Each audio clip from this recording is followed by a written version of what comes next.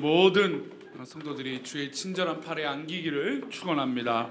아멘. 기도하겠습니다. 하나님, 우리가 이 예배 시간이 바로 주님의 팔에 안기는 시간입니다. 주의 거룩한 팔에 안겨 우리의 모든 고민과 염려와 우리의 모든 기도 제목이 응답받게 하시고 정말로 하나님 앞에 자유하며 기뻐할 수 있는 이 예배 시간 되도록 은혜를 베풀어 주옵소서. 말씀을 나누는 시간입니다. 말씀을 나눌 때 전하는 전하 듣는 우리 모든 성도들의 마음을 하나로 인도하여 주시고 하나님 기뻐하시는 자리로 붙들어 주옵소서. 감사하고 거룩하신 예수님의 이름으로 기도올리옵나이다. 아멘. 형통이라고 하는 단어는 사전적으로 자기가 바라는 일이 자기 뜻대로 되어지다 라고 하는 뜻을 가지고 있습니다. 그래서 우리가 말할 때 형통합시다, 형통하는 것이 좋습니다, 형통하시기 바랍니다, 이런 것은 상대방으로 하여금 아니면 나로 하여금 내가 생각하는 것들이 내가 생각한 대로 되어지는 것을 바라는 마음으로 축복해 주는 거죠. 그리고 내 자신을 그렇게 바라보는 것입니다. 우리 성도님들 이왕이면 형통하시기를 축원합니다. 아멘. 그렇죠? 우리는 형통이라고 하는 단어를 좋아합니다. 교회 안에서도 세상 밖에서도 마찬가지겠지만 교회 안에서도 이 형통이라고 하는 단어를 좋아해요. 아이들도, 어린 꼬맹이들도 형통이라고 하는 단어를 좋아합니다. 그걸 어디서 볼 수 있냐면 마트나 어디 유명한 이 장난감 가게에 가면 꼭 그런 아이들이 있죠. 나는 저것을 꼭 사고 싶어, 갖고 싶어 해서 아이들이 자지러지며 우는 아이들이 있습니다. 엄마 아빠 난 저거 사줘, 저거 필요해. 그것을 표현하지 못하고 말을 잘 못하는 아이들도 저것을 갖고 싶으면 그 자리에 누워서 울어버립니다. 갖고 싶다고, 소유하고 싶다고. 그래서 저것이 내 뜻대로 되면 그 울음을 싹 끊고 기뻐하며 그것을 소유하고 싶죠. 근데 이제 요즘 부모님들은 모든 걸 해주면 안 된다는 걸 알기 때문에 물론 다 해주고 싶겠지만 못 해줄 때, 또 안 해줄 때, 또 좋지 못한 것을 구분해서 가르쳐 주는 것 같습니다. 어린 아이들도 자기 뜻대로 되는 것이 형통한다는 것을 본능적으로 압니다.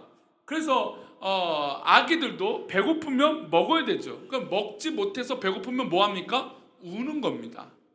그러니까 자기 뜻대로 먹을 것이 채워지면 그 언제 울었느냐, 그렇게 짜증내던 아이도 먹는 순간 그 화가 풀리고 기뻐하죠. 아기들도 자기 뜻대로 되는 것이 중요한 것을 본능적으로 안다라는 겁니다. 그런데 이것을 크고 자라면서부터 사회생활을 하면 할수록 정말 내 뜻대로 되는 것만이 정말 나에게 유익한 것인가 라는 것이에요. 자기 계획대로 다 되는 것이 정말 그 사람에게 좋은 것인가. 아까 이제 헌금의 기도 제목에도 그런 내용이 있지만 패배 속에서도 그 패배의 배움을 알고 또 잘 됐을 때 그 잘된 속에서도 배움을 아는 거예요. 그러니까 무조건 잘 된다라는 것이 또 내 뜻대로 된다라는 것이 과연 유익한가라고 했을 때 또 다른 질문을 던질 수 있는 것이죠. 마냥 우리가 내 뜻대로 잘 되는 것이 정말 우리 가운데 기쁨이 있다면 요즘같이 병약한 사람들, 특별히 마음의 병을 갖고 있는 사람들이 이렇게 많아질 수 없는 거예요. 내 뜻대로 된다는 것이 정말 즐거운다면 이렇게 마약이 판을 칠 수 없는 것이죠. 내 뜻대로 되는 것이 가장 행복한 거라면 사회적 갈등이 이 세상에 이렇게 일어날 수 없는 겁니다. 풍요로운 시대가 되고 가질 수 있는 것들이 많아진 시대가 됐음에도 불구하고 오히려 마음의 병과 여러 가지 사회의 악함들이 더 많이 드러나고 있어요. 왜 그럴까요? 바로 내가 내 뜻대로 된다는 것이 마냥 좋은 것은 아니기 때문이에요. 그래서 형통이라고 하는 관점은 우리 믿음의 사람들이 한 번 더 고민해 볼 필요가 있어요. 형통이라고 하는 단어의 뜻은 내 뜻대로 내 계획대로 되는 것이 형통이지만 믿음의 사람들은 이것을 더욱더 성숙하게 바라봐야 된다는 것이죠. 형통이라고 하는 단어를 신앙적으로 오늘 한번 바라보고 싶습니다. 요셉에게는 종이 되기 전에는 형통이라고 하는 단어가 있었습니다. 어떤 형통이라고 하는 단어가 있었을까요? 아버지의 사랑 안에서 아버지의 사랑을 듬뿍 받고 10명의 형들 앞에서도 차별된 사랑을 받았고 형들이 입지 못한 옷을 입었고 좋은 신발을 신었습니다. 아버지랑 독대하면서 아버지한테 모든 것을 말할 수 있는 그런 사람이 바로 요셉이었습니다. 말 그대로 형통했죠. 17살 될 때까지 누구 하나 제재하는 사람이 없었고 막는 사람 없었습니다. 말 그대로 진짜 형통한 사람이었고 꿈꾸는 대로 다 되는 사람이었습니다. 그래서 형들이 요셉이 저 멀리 올 때도 뭐라고 비웃냐면, 물론 비웃음지만 그 속엔 정말 뼈가 있는 말이죠. 꿈꾸는 자가 오는도다 라고 얘기해요. 이게 무슨 얘기냐면, 요셉은 어릴 때부터 자기가 말하고 꿈꾸는 대로 다 됐어요. 아버지가 다 해줬고 형들이 다 양보해 줬어요. 그런 사랑을 받았던 사람이 바로 요셉입니다. 그런데 오늘 본문에서는 요셉이 이제 종이 됩니다. 종이 되는데, 이전에는 종이 되기 전까지 아버지의 사랑을 듬뿍 받았을 때는 이 형통이라고 하는 단어가 등장하지 않아요. 그러면 형통이라고 하는 단어, 이 요셉이 이제 나중에 총리가 되잖아요. 근데 요셉이 어느 때 형통이라고 하는 단어가 등장하냐면 바로 종이 되었을 때라는 거예요. 우리 2절 말씀 우리 화면을 보시고 함께 읽어보겠습니다. 시작.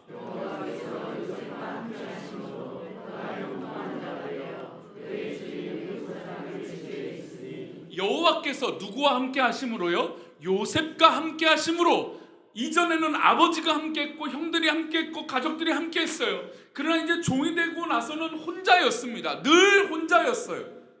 종이란 삶이 누가 친구가 있습니까? 가족이 있습니까? 심지어 지금 미디안 상인들에게 팔려서 애굽으로 갔으니 고향 땅, 이 모든 이 이스라엘 땅에서 멀어진 상태가 되어버렸습니다. 아는 사람 하나 없고 인맥도 하나 없고 누구한테 연락할 사람 아무도 없었습니다. 그런 순간에 여호와께서 요셉과 함께 하셨다라는 것이죠. 그러면 이전에는 하나님이 함께 하시지 않았다라는 걸까요? 그렇지 않죠. 요셉이 하나님이 함께 하셨는데도 불구하고 그것을 몰랐다라는 겁니다. 그러나 이제 종이 되고 나서 보니까, 어려움이 닥쳐오고 나니까, 힘들고 정말 내가 평소에 해보지 않은 일들을 해보니까 감사한 것을 깨닫게 되죠. 우리 부모님들이 꼭 우리 자녀들에게 정말 답답해서 한마디 했을 때가 뭐라고 하세요? 너랑 똑같은 아들을 딸을 낳아봐야 그 마음 알지. 이게 무슨 얘기냐? 지금은 감사한 걸 잘 모르지만 나중에 되면 그 마음을 알 수 있다라는 거예요. 우리 성도님들이 평소에 해보지 않은 일, 다른 사람의 입장에서 그 일을 한번 해보면 아, 저것도 참 어렵구나 라고 얘기를 해요. 야, 저거 힘든 일이구나. 왜요? 평소에는 몰랐지만 내가 상대방의 입장이 돼 보니까 아, 그 일이 쉽지 않다라는 것을 알게 됐다라는 거예요. 그래서 이제 가끔 우스갯소리로 목사님들이 우리 장로님들이나 권사님들이 이제 성도님들 보고 설교를 시키고 싶다라고 말할 때가 있어요. 저는 그렇지 않습니다. 다른 분들이 그렇다는 거예요. 그러면 누구의 마음을 조금 알 수 있다라고 얘기할 수 있어요? 목사의 마음을 알 수 있다고 생각할 수 있어요. 역지사지죠. 다른 사람의 마음, 그 상황 그때는 몰랐는데 다른 상황으로, 다른 사람의 마음으로, 다른 사람의 환경으로 이해해 보니까 그 마음이 이해가 된다는 겁니다. 이전에는 종이 아니었습니다. 이전에는 어려운 게 없었어요. 요셉에게는 늘 좋은 것만 있었습니다. 그런데 종이 되고 나니까 아, 깨달은 것이 하나가 있는데, 하나님이 나와 함께 하시는 것이구나. 우리 성도님 삶 가운데 혹시나 나 홀로 외로이 괴로움 가운데 있는 그 순간이 있을 때 홀로 있지 마시고 하나님과 함께 하시기를 축원합니다. 때로는 어느 누구도, 정말 가장 가까운 가족조차도 나에게 사랑을 주지 못하고 나를 알아주지 못하는 그 순간에 하나님의 은혜가 있기를 축원합니다. 하나님이 함께 하셨어요. 그런데 그 함께 하시니까 그가 어떤 자가 됐다라고 얘기합니까? 형통한 자가 됐다라는 겁니다. 하나님이 함께 하시니 형통한 자가 됐다라는 겁니다. 그런데 제가 서론에 말씀드렸지만 형통이라고 하는 단어의 뜻은 무엇입니까? 자기의 뜻대로 계획한 대로 되는 것이, 되어지는 것이 형통이다라는 거예요. 그러면 요셉은 지금 정말로 형통한 사람입니까? 정말 자기 뜻대로 되는 것이 무엇입니까? 요셉 입장에선 종이 아니어야죠. 다시 아버지 집으로 가든지 이 종의 신분에서 뭔가 해결이 되어져야 되죠. 그런데 요셉은 뭔가 하나 바뀐 것이 없습니다. 달라진 것이 없습니다. 그는 여전히 종이고 그는 여전히 어려운 사람입니다. 그런데 달라진 것 딱 한 가지, 누가 함께 하시기 때문이에요? 하나님께서 함께 하시기 때문이에요. 우리 성도님들 삶 가운데 모든 상황이 판단 가운데 하나님이 함께 하시는 것을 깨닫기를 소망합니다. 우리 인간적인 마음에 결과적으로 좋은 일이든 나쁜 일이든 어려운 일이든 행복한 일이든 그 순간에 하나님이 함께 하시면 깨닫는 건 큰 복이에요. 요셉은 그것이 형통이라고 말하는 것이죠. 그래서 종이 되었을 때 절망하고 포기하고 괴로워하고 실패했다라고 그 삶을 저주한 것이 아니라 그 모든 상황 가운데 새 힘을 내려고 하나님이 함께 하신 것을 믿음으로 그 종의 삶을 살기 시작했던 것이죠. 종의 삶을 살기 시작하니까 어떤 일이 벌어집니까? 그 집에, 그 주인의 집에 복이 임하기 시작합니다. 자, 그래서 그 집주인 보디발 장군이죠. 이 장군이 이 요셉을 기뻐합니다. 그에게 모든 책임을 허락하죠. 우리 4절 말씀입니다. 함께 읽겠습니다. 시작. 그가 요셉을 가정 충모로 삼고 자기의 소유를 다 그의 손에, 요셉이 그의 주인에게 은혜를 입어 섬김에 하나님이 함께 하셔서 형통합니다. 물론 아직도 종이지만 그래도 그 종의 삶을 잘 살고 있었어요. 그랬더니 은혜를 입었습니다. 하나님께서 은혜를 주시면 우리 성도님들이 주변의 사람들로 하여금 우리 성도님들을 높여주실 줄 믿습니다. 은혜를 입게 하시면 우리 주변 사람들이 인정하는 거예요. 아, 저 사람은 믿는 사람이구나. 저 사람은 예수 믿는 사람이구나. 진짜 뭔가 다르구나. 그래서 요셉의 주인이 그를 보자 너무너무 기쁘고 감사했어요. 그래서 그에게 은혜를 주죠. 그래서 가정에 뭘로 삼아줍니까? 가정 총무로 삼아줍니다. 그래서 모든 소유를 요셉에게 맡겼어요. 저도 부교육자의 삶을 살면서, 부목사, 전도사 삶을 살면서 가장 기쁘고 감사한 건 나에게 어떤 책임이 전해졌을 때, 책임감이 부여되어졌을 때요. 아, 저 사람이면 저걸 해낼 수 있다라고 했을 때, 맡겨졌을 때 기뻐요. 아, 나는 저 일을 할 수 있다. 그래서 인정받는다라고 생각이 들죠. 요셉이 종이었지만 최선을 다했어요. 그랬더니 그 주인이 그에게 모든 소유를 맡길 정도로 믿을 만한 사람이 됐다는 것이죠. 우리 성도님들, 우리 삶의 주변에서 믿을 만한 사람들 되시기를 축원합니다. 믿을 만한 사람들 된다는 건 저 사람이 무슨 얘기를 해도 아, 그래, 저 사람은 그래도 노력하고 힘을 다하는 사람이야 라고 인정받는다는 것이죠. 일을 해보신 분은 아시겠지만 이런 인정받으면 참 기쁜 일이에요. 좋은 일이죠. 우리 실제로 한국 사회가요, 이런 인정을 받아서 70년대 80년대 그런 박봉에서도 열심히 다 했어요. 왜 그럴까요? 나를 인정해주는 그런 책임감이 있었기 때문이에요. 그런데 요셉에게 이렇게 이제 형통한 길이 활짝 펼쳐질 줄 알았는데 어려움이 또 닥쳐옵니다. 우리는 여기서 질문 하나 던질 수 있어요. 아니, 하나님 함께하고 계신다라고 말씀해 주셨고 2절에 그랬잖아요. 하나님이 함께 하시니 그가 형통한 자가 됐다라고 했어요. 그러면 문제가 있어야 됩니까? 없어야 됩니까? 없어야 되죠. 어려움이 없어야 되죠. 그런데 우리의 삶 가운데 어떤 것이 도사리고 있습니까? 사단, 마귀가 우리 가운데 도사리고 우리를 넘어뜨리고 우리를 유혹한다라는 겁니다. 하나님이 함께 하시지만 우리가 이 땅 가운데 살아가는데 무슨 싸움을 해야 되냐면, 따라해 봅시다. 영적 싸움. 그래요. 우리는 이 땅에 살면서 영적인 싸움을 해야 됩니다. 우리가 아무리 잘하고 아무리 하나님을 잘 믿어도 우리를 유혹하고 넘어뜨리려고 하는 악한 것들이 있다라는 거예요. 게다가 믿지 않는 악한 존재들이 우리를 넘어뜨리려고 한다라는 것이죠. 주인이 이 요셉이 너무나 예쁘고 너무나 잘해서 그 모든 소유를 맡겼습니다. 그런데 그 이후에 어떤 일이 벌어질까요? 7절 말씀입니다. 7절 말씀 읽겠습니다. 시작. 그 후에 이것을 만약에 청년들에게 설교한다면 아주 그냥 강하게 이 성적 유혹에 대해서 얘기를 했을 거예요. 근데 우리들은 우리 주일 예배 드리고 이 예배 드리신 분들 어느 정도 이제 수준에 오르신 분이라 믿습니다. 아멘. 무슨 얘기냐? 우리가 아무리 형통하고 하나님 앞에 살고 있는데 그 유혹들이 도사리고 있다는 것이죠.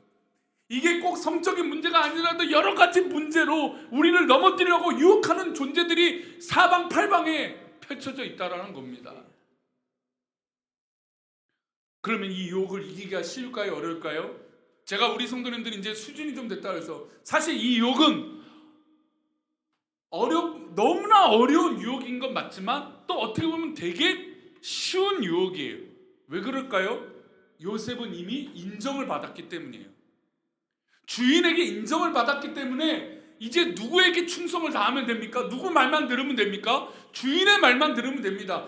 어려움을 한번 경험해 봤기 때문에, 종이 되었다라고 하는 이 바닥을 한번 쳐봤기 때문에 내가 여기서 죄 지으면 됩니까? 안 됩니까? 안 된다는 걸 아는 거예요. 우리 성도님들, 죄 지으면 안 된다라는 것을 깨달으시길 축원합니다. 우리 젊은 청년들에게 죄 지으면 안 된다는 걸 깨닫기를 축원합니다. 요셉은 이것을 깨달아서 이길 수 있는 거예요. 단순히 이 문제, 이 유혹에 이긴다라고 하는 관점이 아니라 이 죄가 내가 한번 또 넘어지면 또 떨어진다는 걸 알게 되는 것이죠. 유혹이 왔습니다. 어떻게 보면 정말 어려운 유혹이고 어떻게 보면 정말 깔끔한 유혹입니다. 이겨내야겠죠? 죄는 이겨내야 됩니다. 그런데 이 여인이 한 번에 그치지 않고 날마다 이렇게 유혹합니다. 10절 말씀입니다. 10절 말씀 읽겠습니다. 시작. 여인이 날마다 요셉에게 청하였으나 요셉이 동침하지 아니할 뿐더러 함께 있지도 아니하더라. 여기서 죄에 대해서 중요한 원리가 있어요. 우리 성도님 삶 가운데 죄가 있거든. 듣지도 아니하고 동침할 이건 당연한 거죠. 그런데 함께 있지도 말아야 돼요. 죄라는 것은 우리 가운데 침범이 되지 않도록 조금 더 양보해서는 안 돼요. 한 번은 조금 이 정도는 괜찮겠지. 여러분, 그러는 순간 나도 모르게 넘어지는 게 바로 죄의 유혹이라는 것이죠. 그리고 그 죄는요, 쉬는 게 있습니까? 없습니까? 쉬는 게 없어요. 여인이 날마다 요셉에게 청합니다. 그 죄는요, 날마다 요청하고 우리를 넘어뜨리려고 한다는 것이죠. 우리 성도님 삶 가운데 날마다 유혹이 있겠죠. 어려움이 있겠죠. 그 순간마다 그 모든 제약에서 이겨내기를 축원합니다. 자, 그러면 여기까지 요셉은 잘 이겨내고 있어요. 하나님의 형통한 사람으로 잘하고 있습니다. 기특하죠. 이 유혹도 이겨냈습니다. 젊은 나이에 이 유혹을 이긴다는 게 쉽지 않죠. 그런데 잘 이겨냈어요. 주인의 남편의 마음도 얻었으니 여인의 마음, 아내의 마음도, 여인의 마음도 얻으면 얼마나 좋습니까? 다 얻을 수도 있죠. 그런데 이것은 죄기 때문에 타협하지 않습니다. 잘하고 있어요. 그런데 이 여인이 도가 지나치게 됩니다. 여러분, 우리를 넘어뜨리고 우리를 모함하고 우리를 힘들게 하는 사람들이요, 정말 도가 지나치게 우리를 넘어뜨리려고 하는 경우들이 있어요. 얼마나 힘듭니까? 이 여인이 어떻게 합니까? 우리 11절 말씀부터 또 보겠습니다. 11절입니다. 시작. 그럴 때 요셉이 그의 일을 하려 그 집에 들어갔더니 그 집 사람들은 하나도 거기에 없었더라. 그러할 때 요셉이 그의 일을 하러 그 집에 들어갔는데 마침 그 집에 뭐가 없습니까? 증인이 없다는 얘기예요. 증인이. 사람이 하필이면 아무도 없었던 거예요. 그 집주인 여인이 다 내보냈는지 어떻게 됐는지 모르겠지만 하필 요셉이 갔는데 아무도 없는 거예요. 우리가 살다 보면 이런 때 있지 않아요? 아니, 어떻게 이렇게 탁탁탁 일이 벌어져서 우리 가운데 이렇게 어려운 일이 있지? 이런 모함이 있을 수 있지? 이런 억울한 일이 있을 수 있지? 이런 일이 벌어질 수 있다는 겁니다. 하필 요셉이 그의 일을 하려고 집에 갔는데 아무도 없었던 거죠. 그래서 그 여인이 그때를 놓치지 않고 요셉을 유혹합니다. 집에 아무도 없으니 강제로 요셉의 옷을 잡아 당깁니다. 옷이 벗겨졌어요. 그러자 요셉이 소리를 칩니다. 15절 말씀입니다. 함께 읽겠습니다. 그가 나의 소리를 질러 부름을 듣고 그의 옷을 내게 버려두고 도망하여 나갔느니라 하고, 이런 거짓말을 듣습니다. 이 얘기는 뭐냐면, 이건 여인이 한 거죠. 요셉이 그 자리를 피하려고 자기가 옷이 벗겨졌음에도 불구하고 옷을 버려두고 도망갔어요. 근데 이 여인이, 이 여자가, 이 여성이 집주인과 모든 사람들께 뭐라고 모함합니까? 요셉이 나를 겁탈하려고 했는데 이 옷을 버려두고 갔다라고 거짓말을 한 거예요. 우리에게 억울하고 속상한 일은요, 때론 이런 거짓말로 우리에게 다가올 때가 있어요. 사단은요, 그 사람을 넘어뜨리려면 어떻게든 그 사람을 넘어뜨리려고 해요. 이렇게 지금 하나님이 함께 하심으로 형통한 사람이 됐는데 이런 억울한 일이 벌어졌습니다. 우리가 살다 보면 이런 억울한 일이 벌어졌죠. 우리 그러면 어떻게 됩니까? 성도님들 어떻게 할 수 있을까요? 우리 성도님들 가끔 보면 남몰래 찬양할 때 눈물을 흘리는 분들을 봐요. 그러면 한 주간 얼마나 억울하고 속상한 일이 있길래 저럴까 막 목살아서 가슴이 아픕니다. 그래요. 말할 수 없는 억울함과 속상함이 우리 가운데 있죠. 그렇다면 우리의 눈물과 우리의 모든 것이 해결되는 거라면 여기서 어떤 일이 벌어져야 됩니까? 이 여인의 거짓 때문에 증인이 드러나고 또 어떻게 됩니까? 그 주인의 여인이 정말 문제가 있다라고 뭔가 발각이 드러나야 돼요. 그런데 요셉은 어떻게 될까요? 오히려 옥에 갇힙니다. 우리 20절 말씀입니다. 20절 말씀이에요. 함께 읽겠습니다. 시작. 이에 요셉의 주인이 그를 잡아 옥에 가두니 그 옥은 왕의 제수를 가두는 곳이었더라. 요셉이 옥에 갇혔으나. 억울한 일이 있습니다. 이 사람은 하나님께서 함께 하셔서 형통한 사람이 되었습니다. 그런데 지금의 결과는 어디입니까? 감옥이에요. 감옥. 자, 그렇다면 이 사람에게 형통이라고 하는 단어를 쓸 수 있을까요? 불행한 사람이라고 말할 수 있겠죠. 억울해서 정말 처참한 사람이라고 말할 수 있겠죠. 그러나 요셉은 여기서 절망하지 않아요. 이게 중요한 겁니다. 요셉은 여기서 포기하지 않아요. 절망하지 않아요. 왜요? 인생의 삶을 배웠습니다. 뭘 배웠습니까? 종이 되었을 때 오히려 하나님이 함께 하신다는 것을 깨달았고, 형통함이 진짜 형통함이 뭐 어떤 의미인지 깨달은 것이죠. 우리가 삶을 살아가는데 치열하게 살아갑니다. 그런데 내 뜻대로 되는 것만이 형통이라고 생각한다면 너무나 피곤한 삶을 사는 거예요. 하나님 뜻대로 되어지고 하나님의 기쁘신 뜻을 깨닫는 것이 형통인 줄 믿습니다. 요셉을 향한 하나님의 계획은 어떤 것일까요? 왕의 제수를 가두는 이곳에 갇히게 하는 일이었습니다. 결국 나중에 이 일을 통하여 요셉이 어떤 자리까지 오게 됩니까? 요셉은 애굽의 총리의 자리까지 이르게 되는데 어디가 필수 조건인가요? 이 왕의 제수들을 가두는 이 감옥이 필수 조건입니다. 그러면 우리는 당연하게 이 판단할 수 있어요. 아니, 감옥이 무슨 형통이고 감옥이 뭐가 좋은 빌미가 되고 좋은 뭐가 바탕이 됩니까? 그렇게 말할 수 있어요. 그러나 하나님의 방법과 하나님의 뜻과 하나님의 계획은 이것을 통하여 요셉을 사용하시기 시작하는 것인 줄 믿습니다. 그러니 우리 성도님들, 내가 내 뜻을 이루려고 하는 그 스트레스에서 벗어나기를 축원합니다.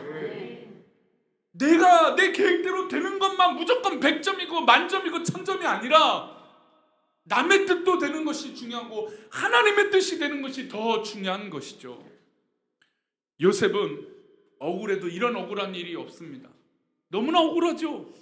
아니, 자기가 하지도 않았고 또 열심히 그렇게 살았던 것밖에 없는데, 이전에는 형들과 살 때는, 아버지랑 살 때는 자기가 말을 실수하고 행동에 실수가 있었다 쳐요. 그러나 지금은 죄도 짓지 않으려고 노력했고 열심히 살았지 않았습니까? 그런데도 어려움이 와요. 그 어려움 속에 우리의 마음은 어떻게 될까요? 따라해 봅시다. 확정해야 된다. 뭘 확정하고 확신해야 될까요? 하나님께서 계획하시고 하나님이 인도하고 계신다는 것을 믿어야 돼요. 우리 이 시편 57편 6절은 이렇게 말합니다. 마치 상황이 요셉과 같은 상황이에요. 함께 읽겠습니다. 시작. 그들이 내 걸음을 막으려고 그물을 준비하였으니 내 영혼이 억울하도다. 그들이 내 앞에 웅덩이를 팠으나 자기들이 그 중에 여기까지만 볼게요. 그들이 나를 공격하고 나를 넘어뜨리려고 하고 나를 유혹에 빠뜨리려고 하는 그 악한 것들이 내 걸음을 막으려고 그물을 준비했어요.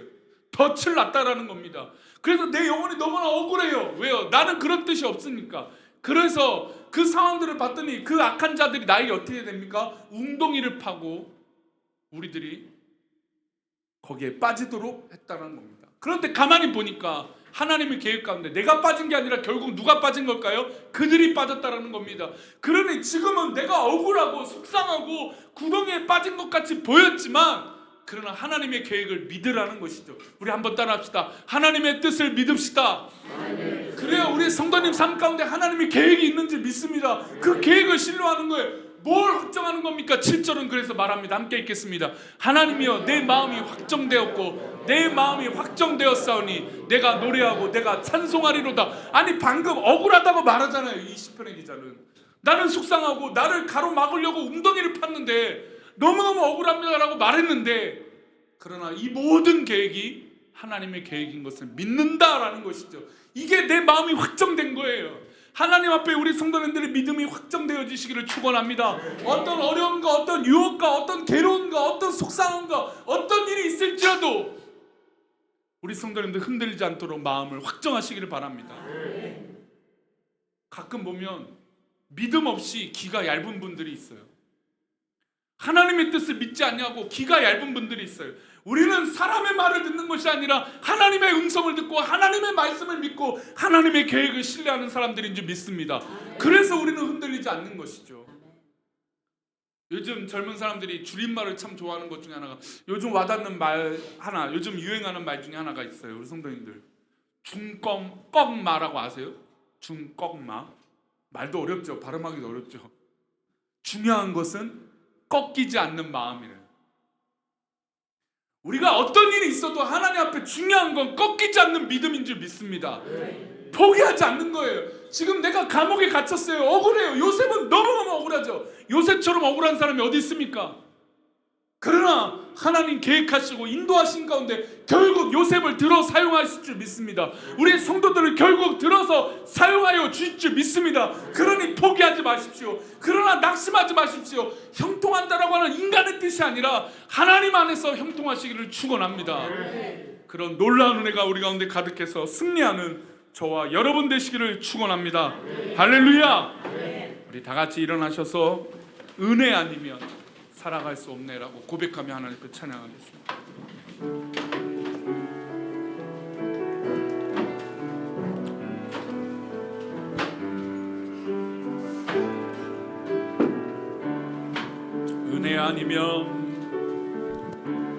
은혜 아니면 살아갈 수가 없네. 복음마저도 다 주의 것이니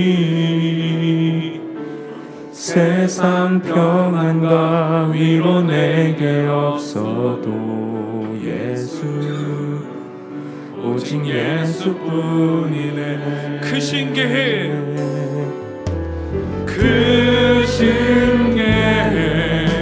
다 볼 수도 없고 작은 고난에 지쳐도 주께 묻기 나의 모든 삶 버티고 견디게 하시네. 뭐가 없으면 안 된다고요? 은혜 아니면 살아갈 수가 없네. 나의 모든 것 다 주께 맡기니 참된 평안과 위로 내게 주신 주 예수, 오직 예수뿐이네. 우리 가슴에 한번 손을 얹어봅시다. 한번 이 목사를 따라 한번 해봅시다. 괜찮아. 할 수 있어. 하나님 앞에 흔들리지 맙시다. 잘하고 있어. 할렐루야. 우리 이 시간 잠시 하나님께 기도합시다. 하나님, 내가 이 모든 것을 믿음으로 이기기 원합니다. 억울한 일이 있어도 이기기 원하고 어떤 일이 있어도 믿음으로 이기기 원합니다. 우리 그런 마음으로 하나님 앞에 승리하게 해달라고, 계속해서 믿음으로 확정되게 해달라고 이 시간 우리 잠시 기도하겠습니다. 다 같이 기도합니다. 하나님 아버지, 우리 마음이 우리 생각이 하나님 앞에 확정되어지길 원합니다. 이겨내길 원합니다. 하나님, 포기하지 않고 낙심하지 않고 괴로움 속에 있지 않냐고 이겨내게 하여 주옵소서. 우리 마음을 새롭게 하여 주옵시고 우리 생각을 새롭게 하여 주시고 주의 놀라운 은혜로 내 마음과 생각을 하나님 붙잡아 주셔서 흔들리지 않고 이겨내게 하여 주옵소서. 괜찮아, 잘하고 있다는 것을 알게 하시고 하나님 믿음으로 정말 바로 서며 승리할 수 있도록 복을 내려 주옵소서. 우리 귀한 성도들에게 큰 믿음 주셔서 놀라운 은혜로 살아갈 수 있도록 복을 내려 주옵소서. 믿습니다. 주님 함께하여 주옵소서. 아버지 믿습니다. 아버지 믿습니다. 전능하신 하나님, 이 시간 우리 성도들이 가슴에 손을 얹고 내 마음이 흔들리지 아니하고 내 마음 하나 붙잡는 게 참 쉽지 않은데 우리가 이 마음 붙잡기 위해서 믿음으로 기도합니다. 주님의 손길을 기대하며 주님이 내 마음 만져주시고 하나님이 내 마음 만져주셔서 어떠한 일이 있고 어떤 억울함이 있어도 믿음 안에 확정되어지며 이겨낼 수 있도록 복을 내려 주옵소서. 우리 성도들 가운데 우울하거나 모든 괴로움에서 사라지게 하여 주시고 주의 놀라운 은혜로 우리 성도들 강건함을 입을 수 있도록 복을 내려 주옵소서. 하나님의 크신 은혜로 우리 성도들을 지켜주셔서 놀라운 은혜로 붙들어 주신 것뿐만 아니라 정말 우리 성도들 주 앞에 바로 설 수 있도록 은혜를 더하여 주옵소서. 그렇게 지켜주시고 인도하여 주실 것을 믿고 감사하며 거룩하신 예수 그리스도 이름으로 기도 올려옵나이다. 아멘. 이제는 우리 주 예수 그리스도의 은혜와 아버지 하나님의 크신 사랑과 성령님의 감화 감동 위로 교통하심이 오늘 말씀을 듣고 이제는 내가 살아갈 때 형통함의 기준이 무엇인지 깨달아 하나님 뜻대로 있으며 때로는 억울하고 속상한 일이 있을지라도 포기하지 아니하며 하나님 앞에 그 마음을 바로 세우고 그 삶을 바로 세우며 하나님 기뻐하시는 자리에 있고자 하는 우리 모든 성도들의 머리 위에 이 예배를 드리고 한 주간을 살아가는 우리 성도들의 삶 위에 직장과 사업터와 가정과 모든 계획과 생각과 그 머리 위에 우리 부모님과 모든 삶의 지경 위에 우리 모든 한국교회 위에 이제로부터 영원까지 함께 계시기를 간절히 축원합나이다. 아멘.